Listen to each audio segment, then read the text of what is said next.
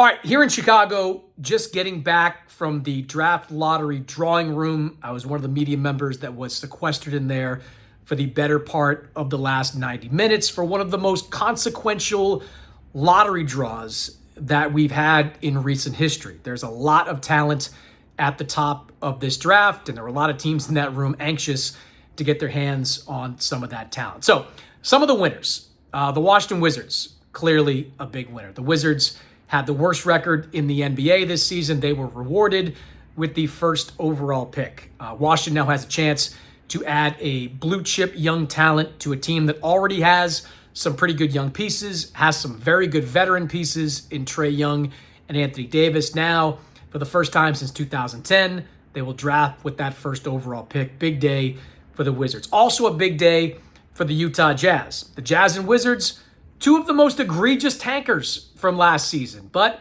that tanking, it paid off. The Jazz will stick around and draft at number 2. Don't be surprised in the days and weeks ahead to hear about some trade chatter between the Jazz and the Wizards. The Jazz, they might really like AJ DeBansa, the BYU product, plays the wing, potential franchise forward.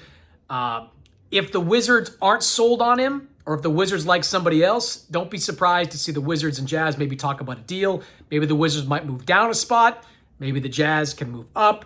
We could see those two sides talking in the weeks ahead.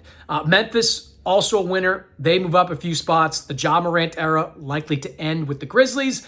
Now they have a chance to draft another franchise player, 3rd overall. And Chicago, 4th pick in the draft. New general manager, Bryson Daniels, he's got a chance to rebuild this thing with a potential franchise player with that 4th overall pick. Some of the losers, got to start with Indiana.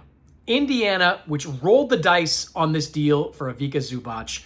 They acquire Zubac. They protect their first-round pick between 5 and 9, which means if it was 1 through 4 or 10 through 30, they would have kept that pick.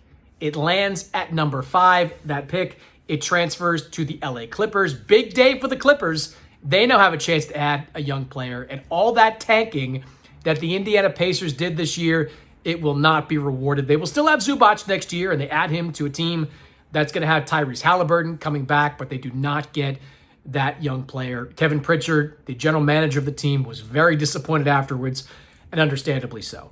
Other losers. Brooklyn. Bottom 3 record in the NBA. They were hoping to get a franchise player. They wind up with the 6th overall pick. They fall a few spots. They drafted 5 rookies last year in the first round. None of them look like stars at this point. They were hoping to get that one tentpole guy. They're going to have to try to find him with the 6th overall pick. And the Sacramento Kings continue to not have much in the way of lottery luck. The Kings, they fall a few spots as well. They are drafting at number 7. No team in the NBA needs a talent infusion as much as the Sacramento Kings. They're going to have to dig deep and try to find somebody with that 7th overall pick that can be their franchise player moving forward. So a really interesting lottery draw. The bad teams, 2 of them anyway, will get a chance to draft elite young talents, and hopefully we will not see any tanking anymore in the NBA moving forward.